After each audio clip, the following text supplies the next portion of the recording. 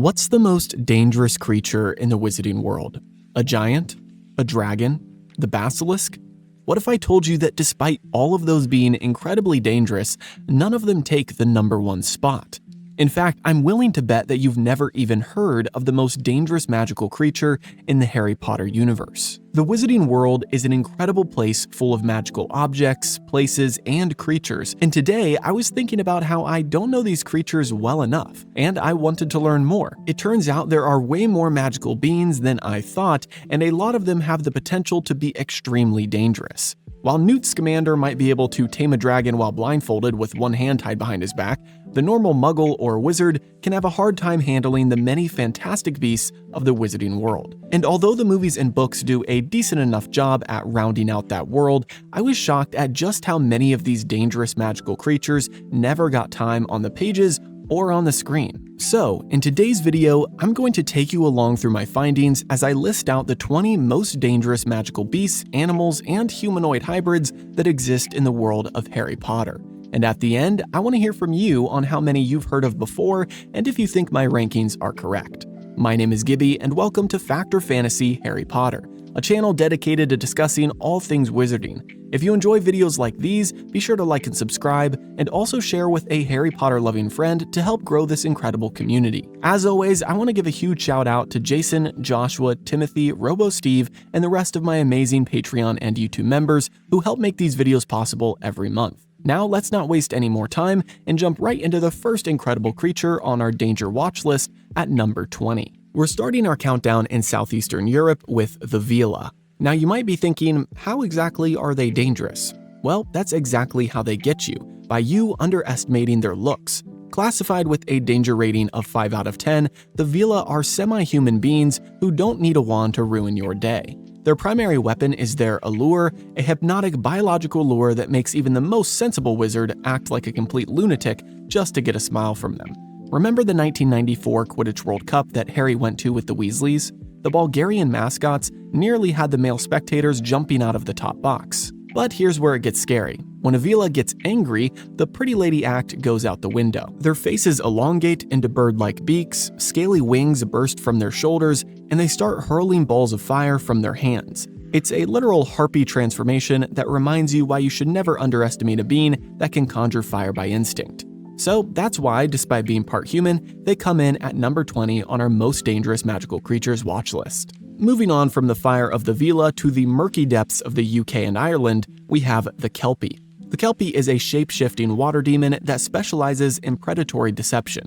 It usually takes the form of a horse with a mane made of bulrushes, standing by the water's edge looking perfectly tameable. But the moment you mount it, the horse plunges to the bottom of the lake to drown and devour you, leaving only your entrails to float to the surface. Pretty gross, right? And if you think you've seen a big one, you probably have. The Loch Ness Monster is actually just a Kelpie that prefers the form of a giant sea serpent. The only way to stop one is a well-placed placement charm to bridle it. But unless you're Newt Scamander, I wouldn't recommend trying to ride the local lake horse. Next up, we're heading to Africa to look at the Erumpent. Imagine a rhinoceros, but give it a hide that repels most charms and a single massive horn filled with explosive fluid.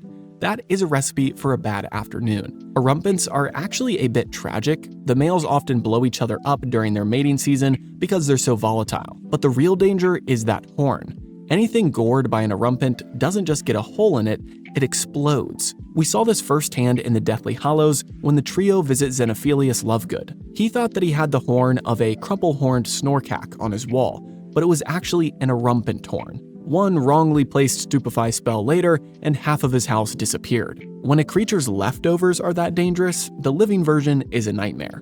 At number 17, we have a creature that is unique because it's not exactly a species, it's a human suffering from a magical affliction. The werewolf represents one of the most heart-wrenching threats in the wizarding world. For 28 days of the month, the werewolf is just a normal person, but on the full moon, they transform into a rabid, mindless predator that specifically hunts humans.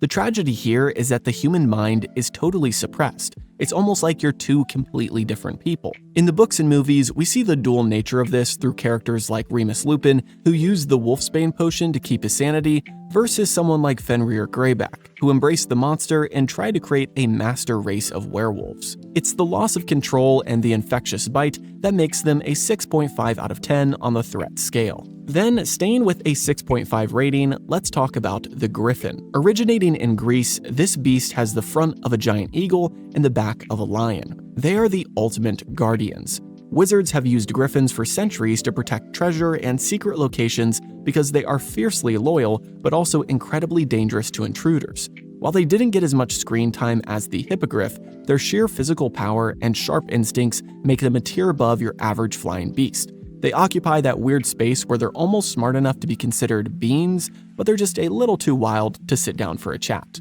Now let's head to Burkina Faso for one of the weirdest entries, the Runespoor. This is a 3-headed snake, and each head has a different job.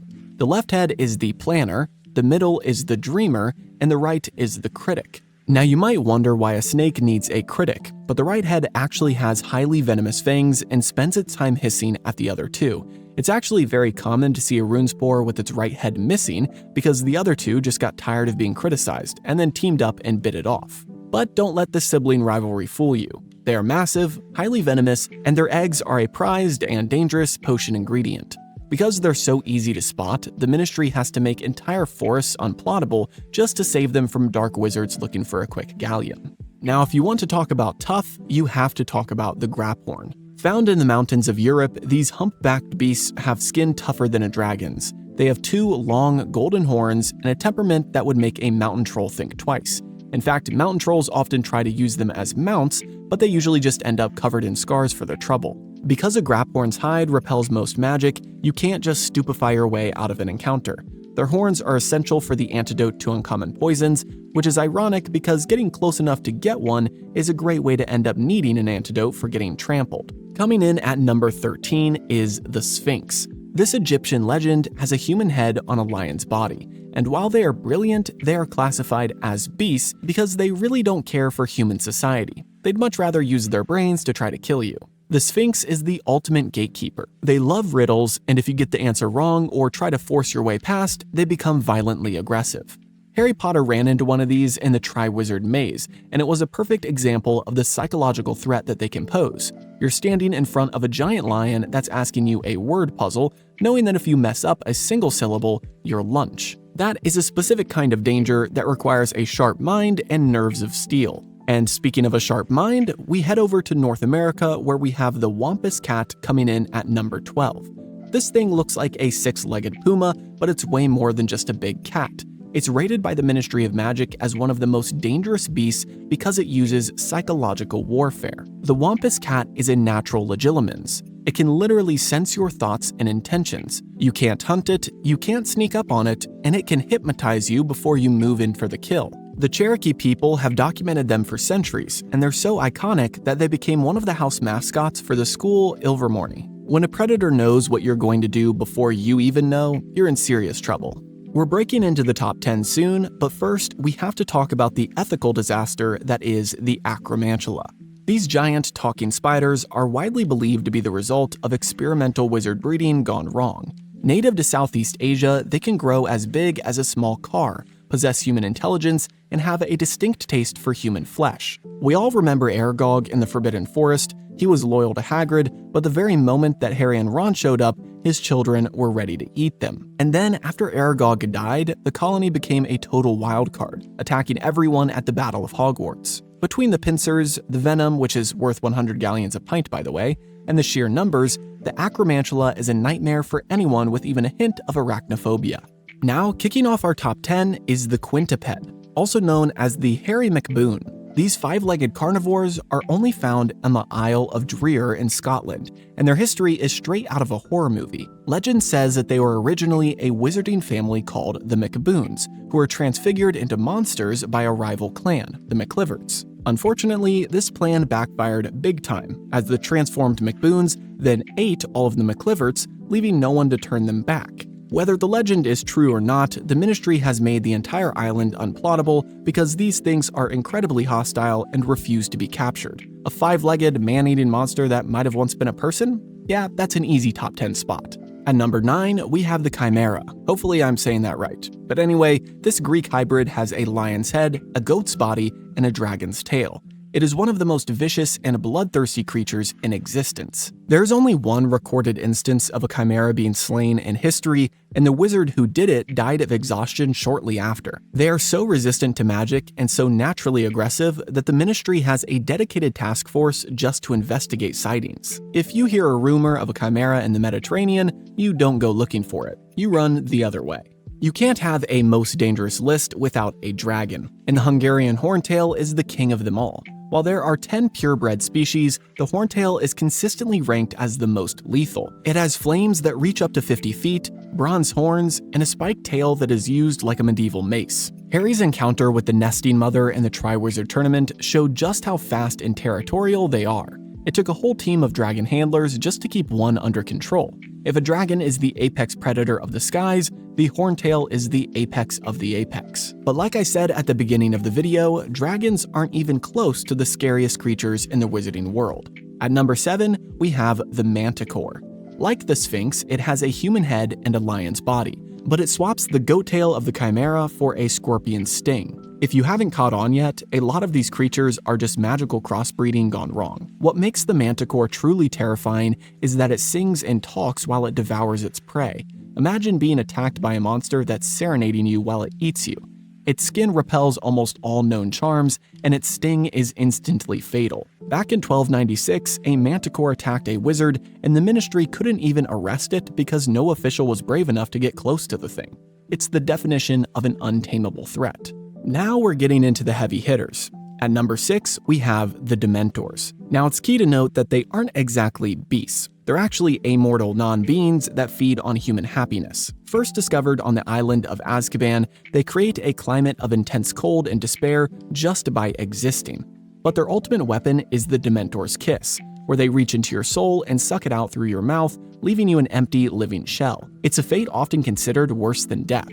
The only defense is the Patronus charm, a piece of advanced magic that many witches and wizards can't even cast. They are the guardians of despair, and their defection to Voldemort was one of the darkest moments in the Second Wizarding War. Now, if you thought Dementors were scary, meet the Lethifold, or the Living Shroud.